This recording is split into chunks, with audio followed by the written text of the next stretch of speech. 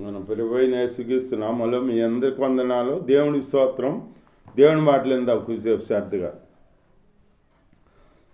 యేసు ప్రభుని పట్టుకోవాలని యూదులు చూస్తున్నారు, కానీ వాళ్ళ వల్ల కాలేదు. ఎందుకంటే ప్రభు సమయము రాలేదు, దేవుడి సమయం ఇంకా రాలేదు.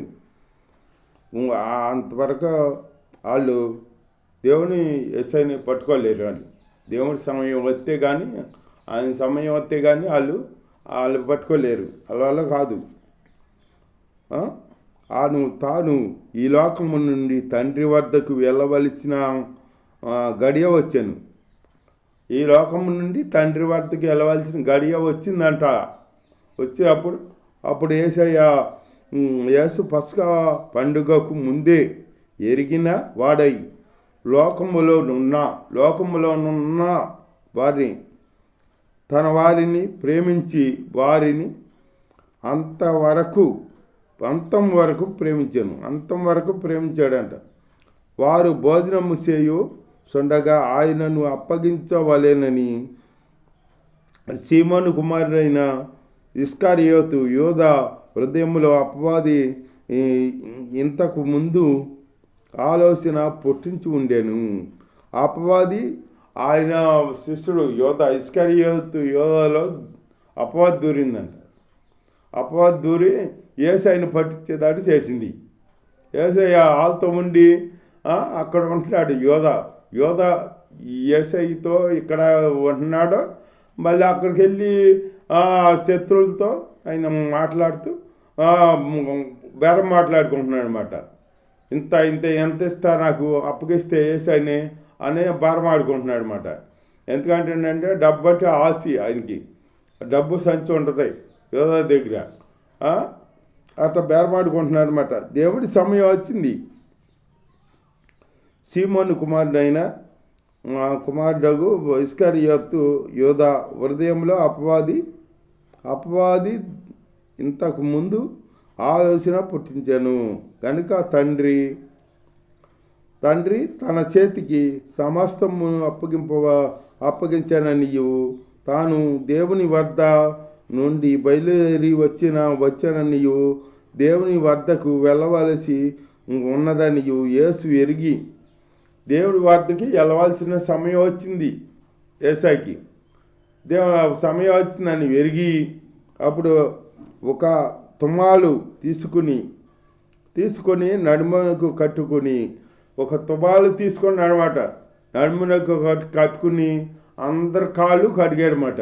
పళ్ళు ఒకటి తీసుకుని అందరి కాళ్ళు కడుగుతూ వస్తుంటే సీమోను పేతురు ఉన్నాడు. పేతురు కాళ్ళు కడుగుతుంటే పేతురు అంటాడు, నువ్వు నా కాళ్ళు కడగొద్దు ప్రభా అంటాడు. కడగొద్దు ప్రభా అంటే దేవుడి స్తోత్రం, హల్లెలూయా. కడగొద్దు ప్రభా అంటే అప్పుడు ప్రభు అంటాడు, నేను నీ కాళ్ళు కడగపోతే నాతో నీకు పాలు ఉండవా అని చెబుతాడు. అని చెప్పేటప్పటికి అయితే నా కాళ్ళే కాదు ప్రభా, నా ఒళ్ళంతా తల నుంచి మొదలుకొని అరికాల వరకు కడగమంటే అప్పుడు యేసయ్య అంటాడు, స్నానం చేసిన వాడు ఒళ్ళంతా కడుక్కోక్కర్లేదు, కాళ్ళు కడుక్కుంటే సరిపోద్ది అని చెబుతాడనమాట. యేసయ్య చెబుతాడనమాట. శిష్యుల పాదాలు కడుగుటకు తాను మొదలుకొని తుమ్మాలుతో తుడుచుటకు మొదలుపెట్టాను. ఇట్లో చేయుట ఆయన సీమోను పేతురు వద్దకు వచ్చి ఉన్నప్పుడు అతడు, ప్రభువా నీవు నా పాదములు కడుగుదువా అని ఆయనతో అడిగాను. అందుకు యేసు, నేను చేస్తున్నది ఇప్పుడు నీకు తెలియదు, కానీ ఇక మీదట తెలుసుకుందువని అతనితో చెప్పగా పేతురు, నీవైనా అన్నాడు నా పాదములు కడగరాదు, నీవెన్నడూ నా పాదములు కడగరాదు అన్నాడు. ఆయనతో నేను, అందుకు యేసు, నేను నిన్ను కడగని ఎడల నాతో నీకు పాలు లేవ. నేను సీమోను పేతురు, ప్రభువా నా పాదములు మాత్రము గాక నా చేతులు నా తల కూడా కడుగుమని ఆయనతో చెప్పాను. యేసు అతన్ని చూసి, స్నానము చేసిన వాడు పాదములు తప్ప మరి ఏమీ కడుగుకొనక్కర్లేదు, అతడు కేవలము పవిత్రుడాయను. మీరును పవిత్రులు, కానీ మీలో అందరూ పవిత్రులు కారు.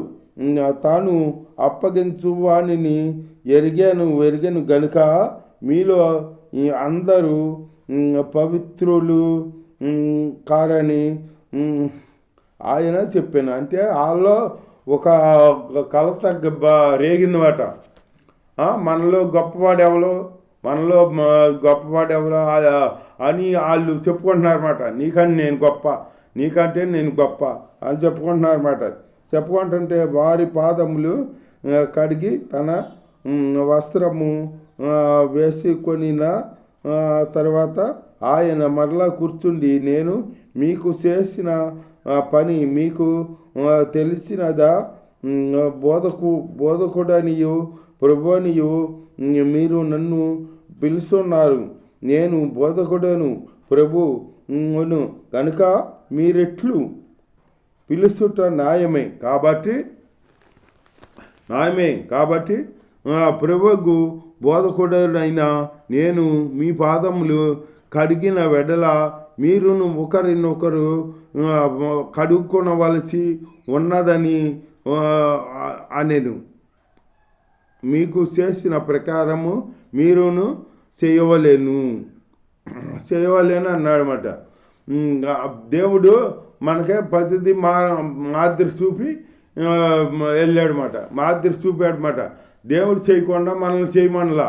దేవుడు పాదాలు కడిగాడంటే శిష్యులో కలతలు రేగినాయి. అంటే నీకంటే నేను గొప్ప, నేను ఎక్కువ ప్రభుని ప్రేమిస్తున్నాను అని వాళ్ళు కలతలు రేగినాయి అన్నమాట. అందుకని ఆ పాదాలు కడిగాడనమాట ప్రభు. అలాగే మనలో కలతలు ఉండకూడదు. నీకన్నా నేను గొప్ప, నీకన్నా నువ్వేంటి, ఏం చేస్తావు, నేను ప్రార్థన చేస్తాను, నేను అవి చేస్తాను, నాకు లేక నువ్వు చేస్తావా అది అని మనం ఉండకూడదు. అట్లాంటి భేదాలు ఉన్నాయి అనుకో, మనం అసలు విశ్వాసం కాదు, అసలు ఎందుకు పనికిరాం, మన జీవితం దిగజారిపోద్ది. అట్లాంటి మాట మన నోట ఉండకూడదు. మనం ఎదుటివాడిని గొప్పవాడని మనం అంచుకోవాలి. నాకంటే నీవు గొప్పవాడు, నీవు మంచి భక్తిపరుడు అనుకోవాలి. అంతేగాని నేను గొప్పవాడిని, నేను భక్తిపరుడిని అని అనుకున్నామా మనం పతనం అయిపోతాం అన్నమాట. అట్లా అనుకోకూడదు. దేవుడి స్తోత్రం, హల్లెలూయా. అట్లా అనుకోకూడదట. నేను మీకు చేసే ప్రకారం మీరును ఒకరికొకరు చేసుకోవాలా అని చెప్పాడు దేవుడు. మిమ్మును అందరినీ గూర్చి నేను చెప్పలేదు. నేను ఏర్పరచుకొనిన వారిని ఎలాగుందురు కానీ నాతో కూడా భోజనము చేయువాడు నాకు విరోధముగా తన మడము ఎత్తాను. అంటే విరోధంగా ఎత్తాడంట మడం, విరోధముగా లేచాడంట ఒకడు అను లేఖనము నెరవేరినట్లు జరిగిందంట. ఎలాగ జరిగాను, లేఖనము నెరవేరినట్లు అలా జరిగిందంట. అంటే ప్రభు గడియ వచ్చింది కదా. అందుకే శిష్యుల్లో ఒకడ ఇస్కరియోతు యోధాలో సైతాన్ దూరి ఇలాగా యేసుని పట్టించేదట్టు చేసిందన్నమాట. అలా జరిగింది, లేఖనం ప్రకారం జరిగింది. దేవుని స్తోత్రం, హల్లెలూయా. యేసు ఈ మాటలు పలికిన తరువాత ఆత్మలో కలవరపడి మీలో ఒకడు నన్ను అప్పగించునని మీతో నిత్యముగా చెప్పుచున్నాను, రుడిగా చెప్పాను.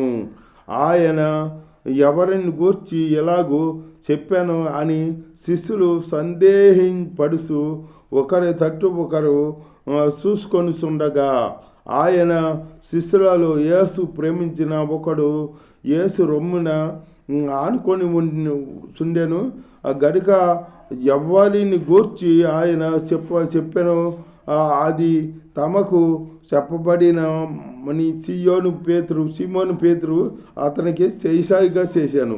అంటే యోహానును ప్రేమించాడు కదా దేవుడు, ఆ యోహానికి తెలిసేమో అని చెప్పి ఈ పేతురు ఏంటి యోహానికి చేసాయి చేశాడనమాట. ఎవరో కనుక్కోమని చేశాడనమాట. దేవుని స్తోత్రం, హల్లెలూయా. అప్పుడు కనుక్కోమని చేస్తే ఆ యోహాను కాడ తెలీదు, యోహాను కాడ ఎలా తెలీదు.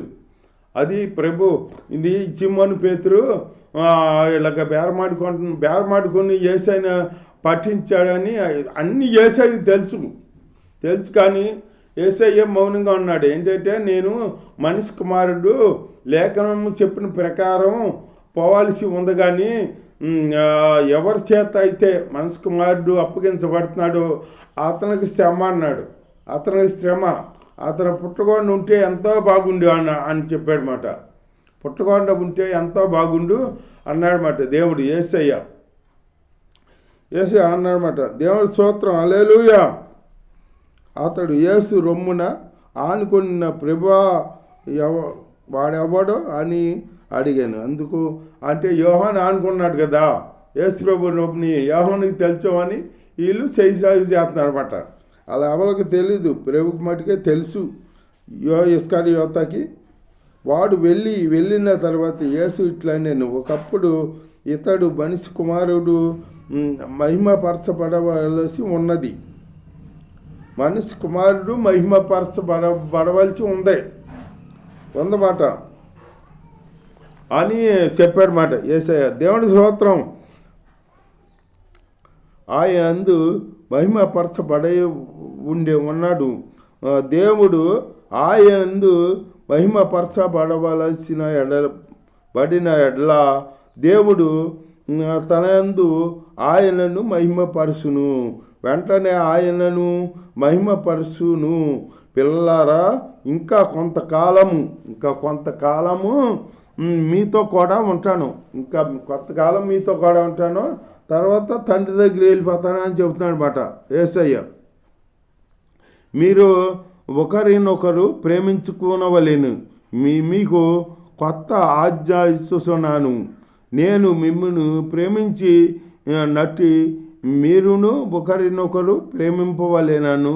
మీరు ఒకరినొక ఎడల ఒకరు ప్రేమ గలవారై నా వెడల, దీన్ని బట్టి మీరు నా శిష్యులని అందరూ తెలుసుకుంటారు. అంటే ఒకరికొకరు ప్రేమించుకుంటే దీన్ని బట్టి నా శిష్యులు మీరు అని అందరూ దీన్ని బట్టి తెలుసుకుంటారు. అలాగే మనం దేవుణ్ణి ఆరాధించే వాళ్ళం మనం ప్రేమ కలిగి ఉండాలి. ప్రేమ కలిగి ఉంటే మనలో ప్రేమను చూసి దేవుడి బిడ్డ ఇతను అని తెలుసుకుంటారన్నమాట.